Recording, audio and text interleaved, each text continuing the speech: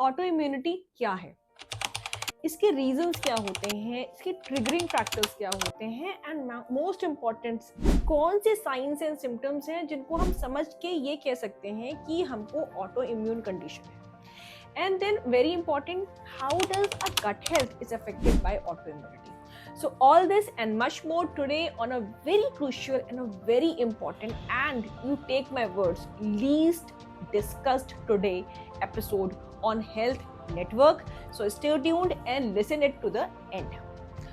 Autoimmunity आज बहुत लोगों को affect कर रही है, but the main problem is कि ये कोई डिसऑर्डर नहीं है, ये कोई सिंगल डिजीज नहीं है, ये एक सिग्नल है जिसके थ्रू आपको बॉडी आपको ये बताना चाह रही है कि कुछ तो इम्बैलेंस चल रहा है बॉडी में and you need to seriously work on your health.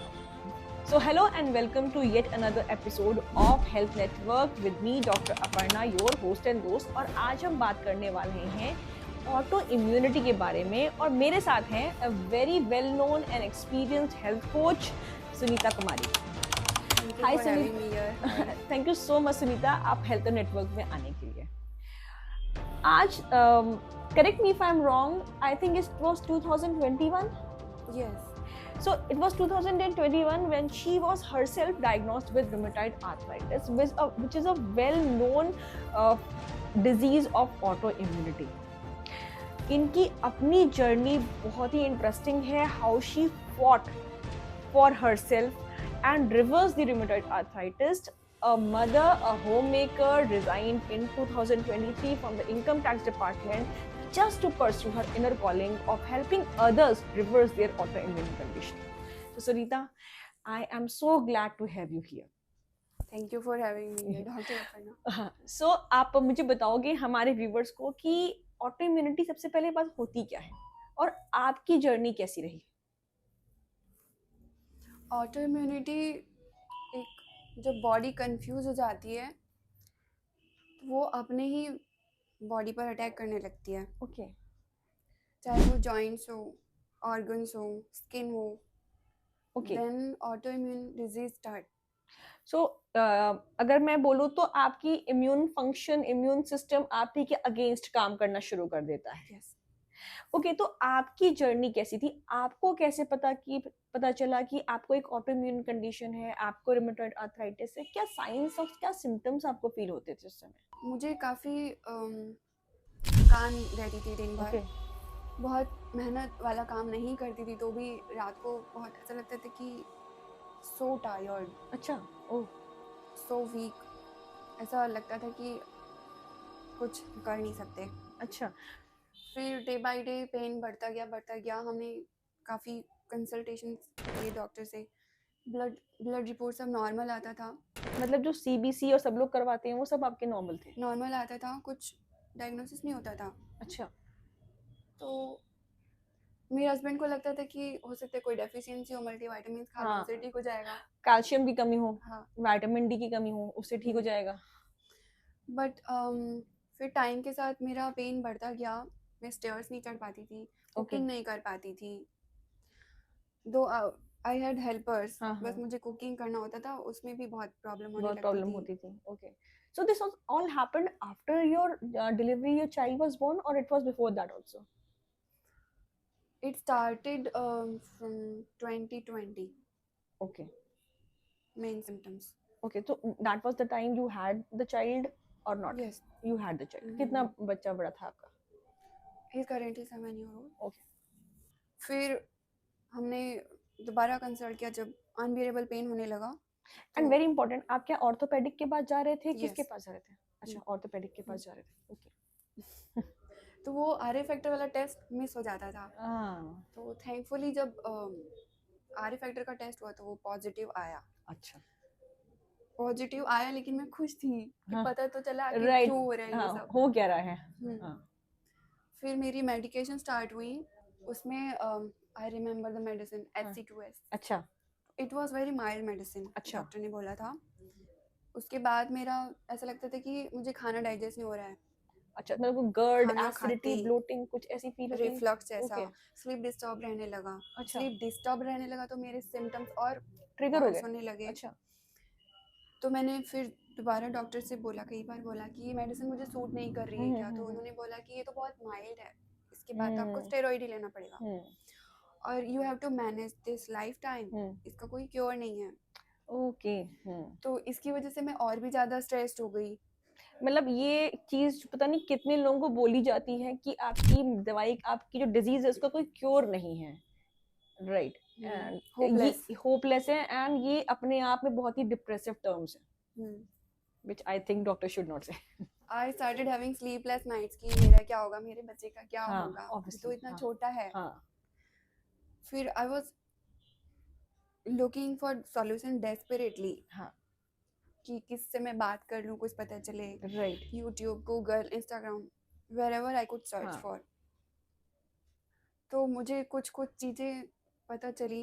हाँ, सात्विक मूवमेंट, सबसे पहले मैंने अच्छा, सात्विक मूवमेंट का वीडियो देखा था। अच्छा, ओके, तो कुछ उनका एशगार्ड जूस और ये सब कुछ मैंने ट्राई किया अच्छा, था। ओके, तो कुछ कुछ फ़र्क मुझे नज़र आने लगा।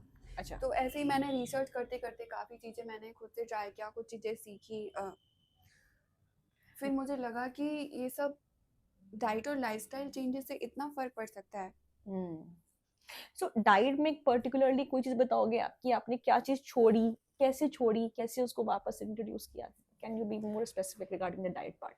मैंने अपनी डाइट से डेयरी हटा दिया पूरा। कंप्लीटली? बचपन से मुझे डेयरी सूट नहीं करता था, मैं बोलती भी थी, डॉक्टर कहते थे कि कुछ नहीं है, बहाना बना रही हो, आंखें बंद करके पी लो। बहुत कॉमन बात है बच्चों मुझे के साथ। दूध मतलब पीते ही इमीडिएट रिएक्शन होता था, जैसे? ब्लोटिंग, अच्छा, हैवीनेस, ये सब। हाँ, हाँ, तो इतनी टाइम बाद मुझे रियलाइज हुआ कि मतलब मिल्क मुझे सूट नहीं नहीं करता करा, है। हाँ, तो मैंने मिल्क हटा दिया अपनी डाइट ओके, से, ग्लूटेन भी हटा दिया। अच्छा। तो ग्लूटेन हटाने के बाद कुछ चेंजेस दिखाई दिए आपको, कुछ बेटरमेंट लगा? ग्लूटेन एक्चुअली मुझे ग्लूटेन सेंसिटिविटी नहीं है, मुझे ग्लूटेन से प्रॉब्लम नहीं है, हाँ, हाँ, लेकिन if there is inflammation in your body हाँ, तो वो आपका इन्फ्लेमेशन बढ़ा सकता बढ़ा है, सकता इसलिए है मैंने ग्लूटेन, ग्लूटेन राइट, हटा दिया, राइट, डेयरी राइट, हटा दिया। राइट। और आजकल वैसे तो आप बचपन से वो रोटी तो खाते ही हुए आ रहे होंगे, लेकिन कभी कोई चीज सेंसिटिविटी नहीं थी तो पता नहीं चला? शुगर भी हटा दिया। शुगर हटा दिया कंप्लीटली? No sugar? मेरे घर में शुगर मिलेगा ही नहीं आपको। अच्छा, तो मतलब सिर्फ व्हाइट शुगर हटाया कि आपने किसी भी फॉर्म में शुगर का इंटेक हटा दिया? जब तक मेरी हीलिंग नहीं हुई थी तब तक मैंने शुगर प्रॉपर बंद कर दिया था, अच्छा, स्पेशली वाइट शुगर। हाँ, बहुत रेयरली जैगरी, हाँ। ऑर्गेनिक जैगरी, वो जो ऐसे में मार्केट। कई बार लोगों को होता है कि हमें क्रेविंग्स हो रही हैं शुगर की, तो क्या कभी आपको ऐसा फील होता था? हाँ, क्रेविंग्स तो बहुत होती थी, तो अब लेकिन उसको उसका कैसे मैनेज? सब्स्टिट्यूट मैं ढूंढ लेती थी। जैसे? जैसे कुछ जैगरी का बना लेती थी, अच्छा, या मतलब वॉटेवर, जब भी मुझे क्रेविंग्स होती थी मैं घर का होममेड बनाती थी। Okay, without the sugar in it, without the white sugar?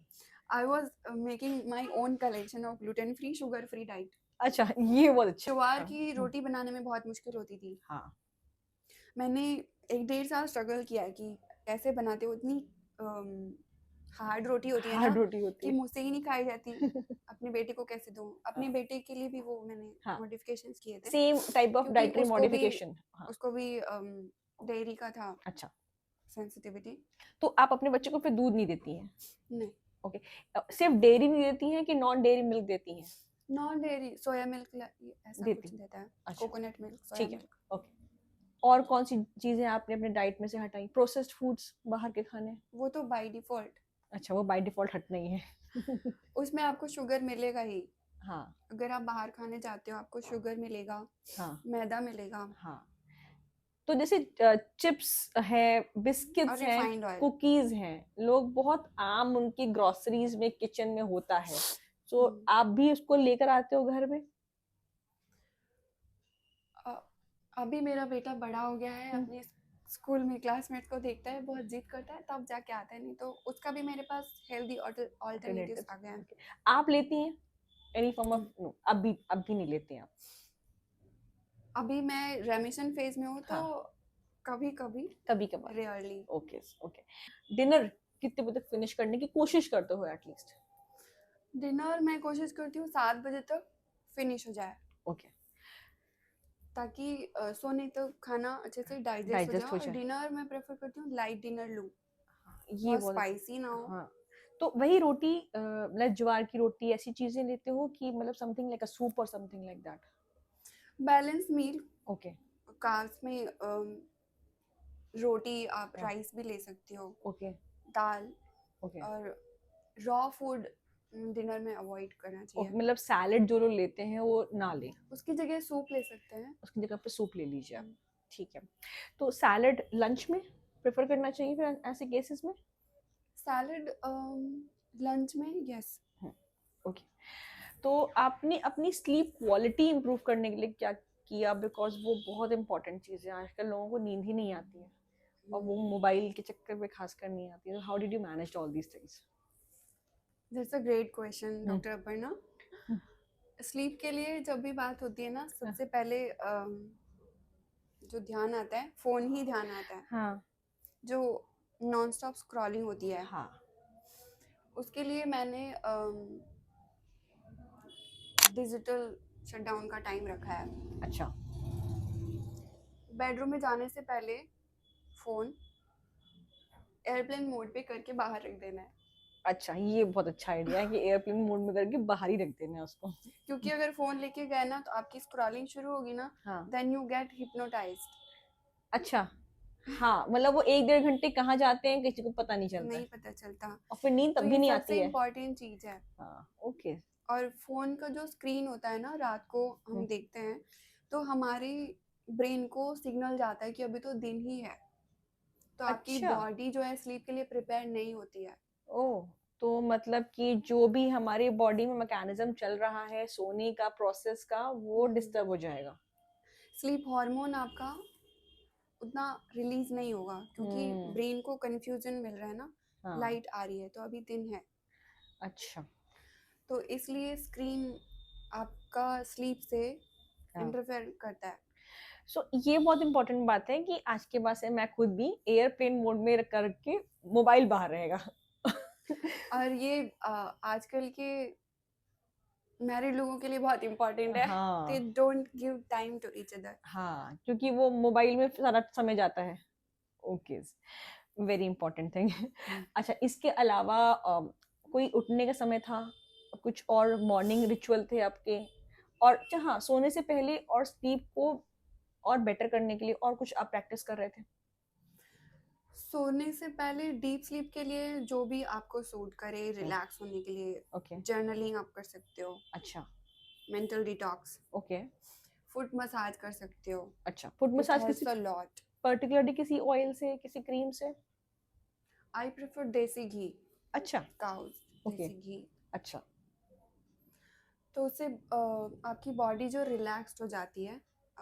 आप you can try breathing exercises, अच्छा लाइट स्ट्रेचिंग, अच्छा या फिर कोई सूदिंग म्यूजिक हो जो जो भी आपके माइंड को काम करे, अच्छा then your body is prepare. Okay. और मॉर्निंग में how does the morning starts for you then? Morning में बहुत लंबा टू डू लिस्ट होता है दिन का ना, हाँ हाँ उससे पहले खुद को प्रिपेयर करना बहुत ज़रूरी होता है। ओके उससे पहले थोड़ा सा ब्रीदिंग एक्सरसाइज, ओके हल्की सी स्ट्रेचिंग। रेमेटॉइड आर्थराइटिस में ना जॉइंट्स के जॉइंट मूवमेंट एक्सरसाइजेस बहुत इंपॉर्टेंट है okay on a daily basis. अच्छा तो ब्रीदिंग एक्सरसाइज, थोड़ी सी light okay exercise. Fine. Any light exercise you can practise at home? Okay. आपने बोला आप कोई डिटॉक्स जूस भी लेते हो? अभी तो मैंने थोड़ा कभी कभी लेती हूँ, हाँ हाँ बट जब मेरा हीलिंग का टाइम था तो हाँ। मैं रेगुलर लेती थी। Which one? Ash gourd juice, okay ash gourd juice. Okay any green vegetable juice, okay, जो भी आपको सूट कर सके। बहुत हाँ हीलिंग हाँ होता है। ओके, वो आप ले सकते हो। What ever suits your body is very important, ये हाँ जानना ओके कि ज़रूरी नहीं है कि आपको वो चीज़ किसी ने बोल दी, यही लो, यही सबसे अच्छा हाँ हाँ। है ना, तो वो आपको सूट करे। तो मतलब everybody is different, so we need to understand our body. Someone's medicine can be someone's poison too. Very important, very बहुत सही बात बोली क्योंकि पर ऑटो समवंस इम्यून में हाँ बहुत इंपॉर्टेंट है हाँ कि ट्रिगर पॉइंट्स जानना बहुत ज़रूरी है। अच्छा तो trigger what points, suits you, what doesn't suit you. Okay, तो ट्रिगर पॉइंट अलग अलग हो सकते हैं। एंड जैसे It आपने varies. जैसे आपने बोला कि स्ट्रेस बहुत बड़ा रीजन है ऑटो इम्यूनिटी का, तो स्ट्रेस को बीट करने के लिए और कुछ क्या, जैसे दिमाग में तो दिन भर भी बहुत सारी बातें आती रह सकती हैं, so what can be the stress measures? के लिए मैं 2 चीजें बोलना चाहूंगी। सबसे पहले ग्रेटिट्यूड जर्नल। अच्छा, सोने से पहले आप 1 लाइन हाँ, ग्रेटिट्यूड वाला आप लिखो okay, every night before Okay. Bed. Number 2 journaling, mental detox, okay, whatever is bothering you वो सब आप लिख दो। अच्छा, चाहो तो उसके बाद फाड़ दो। फाड़ के फेंक दो। बट ये सब आपको बाहर निकालना बहुत जरूरी है। हाँ, आप हर अगर बात दूसरे को आपने बोल नहीं सकते हो। सब अंदर रखा हुआ है हाँ। दबाए, और टाइम के साथ ना वो डिजीज ही बन के आता है। अच्छा, और most of the women do that. हाँ, ये बात तो सही है कि most of the women do that, especially in India में। आई वुड से कि females we are somehow conditioned from the very young age कि बोलना नहीं है। और कौन से एग्जाम्पल्स हैं जो ऑटो इम्यूनिटी के अंडर आते हैं? अगर There हम are many. स्किन की बात करें, how is that? Auto immune disease के बहुत सारे एग्जांपल्स हैं। जैसे आपकी बॉडी आपके जॉइंट्स पे अटैक कर रही है तो वो रेमेटॉइड आर्थराइटिस हुआ। स्किन पे कर रही है तो विटिलिगो हो गया, सोराइसिस हो गया। अच्छा, ओके, और गट की बात करें हाँ. तो आईबीडी हो गया, ulcerative colitis, Crohn's disease. Okay, Hashimoto बहुत ही कॉमन हो गया है। ओके, तो मतलब अगर किसी को ये सारी प्रॉब्लम्स हैं और सारे के सारे टेस्ट रिपोर्ट सब नेगेटिव आ रहे हैं, तो वन कैन थिंक कि हम ऑटो इम्यूनिटी का इशू। क्रॉनिक फटीग अगर हो रहा है, हाँ, फॉर नो ऑब्वियस रीजन, मतलब आपको पता आपने, नहीं कि हाँ, आप क्यों कमजोरी महसूस कर रहे हो, मतलब क्यों दिन भर इतना इतना थके काम हो, नहीं किया है लेकिन चिड़चिड़ापन, हाँ, हाँ, ब्रेन फॉग, अच्छा, और रात को स्लीप डिस्टरबेंस, ये सब हो रहा हो, हाँ, तो देयर आर चांसेस ओके, कि कि आप आपको ऑटो ऑटोइम्यून इम्यूनिटी इश्यूज हैं। अगर क्रॉनिक स्ट्रेस है। हाँ, हाँ, एंड इसके अलावा हम अपनी डाइट पे अपने आप से वर्क कर सकते हैं, and we can contact you if anybody is facing any such problem. Yes, क्योंकि मैं इस जर्नी से गुजर चुकी हूँ तो आई कैन हेल्प। ओके, ठीक है, चलिए अब आपके साथ ना मैं एक रैपिड फायर राउंड खेलूंगी। मैं 10 क्वेश्चन पूछूंगी and just give whatever answer comes into mind. Autoimmunity को सिंगल वर्ड में अगर डिफाइन करना हो? कंफ्यूजन। ओके, क्या इमोशनल डिसरेगुलेशन की वजह से भी ऑटो इम्यूनिटी ट्रिगर हो सकती है? Yes, 100%। Okay, over exercising can this flare up autoimmunity? क्योंकि लोग जिम बहुत तुरंत भागते हैं जिम करने के लिए। There are high chances. Okay, कि इन्फ्लेमेशन बढ़ जाए तो फिर विदाउट रिकवरी हाँ, हाँ, इन्फ्लेमेशन बढ़ेगा। अच्छा, ओके, हाई इंटेंसिटी वर्कआउट्स में। ओके, अच्छा, अब मैं डाइट की बात करूं तो कोई एक single diet which can mess up your auto immunity? I would से highly processed and sugary foods. Okay, तो बाहर का जितना भी खाना है वो अवॉइड करना चाहिए ऐसे कंडीशंस में? ऐसी कंडीशंस में yes. Okay, tell me a most common disease of autoimmunity जो बहुत कॉमन है, एग्जांपल। मोस्ट कॉमन करेंटली जो मुझे रियलाइज हुआ है, रेमेटॉइड आर्थराइटिस। ओके, सबसे ज्यादा लोगों को इसका एक हो रहा है। वैसे भी आजकल नी जॉइंट्स की प्रॉब्लम बहुत यंग एज से आ रही है, so autoimmunity can be a reason for this thing. Yes. Okay, can poor sleep lead to autoimmunity? Yes.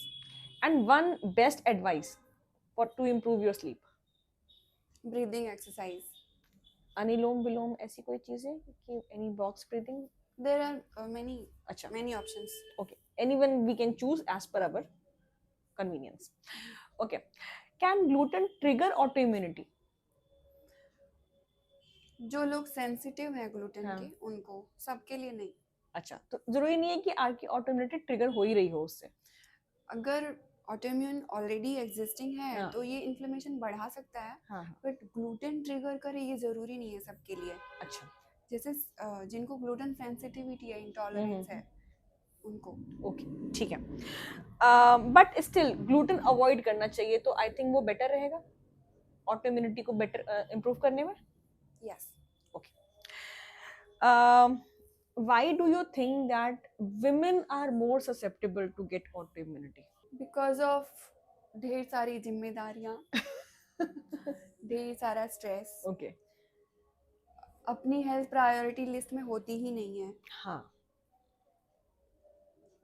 I would say कि एकदम लास्ट वाला ऑप्शन, Okay. लीस्ट प्रायोरिटी वाला होता है कि टाइम बचा तो खुद को टाइम दिया। हाँ, खुद के न्यूट्रिशन पर बिल्कुल भी ध्यान नहीं होता है हाँ, कि बच्चा खा ले, फैमिली वाले खा लें बस।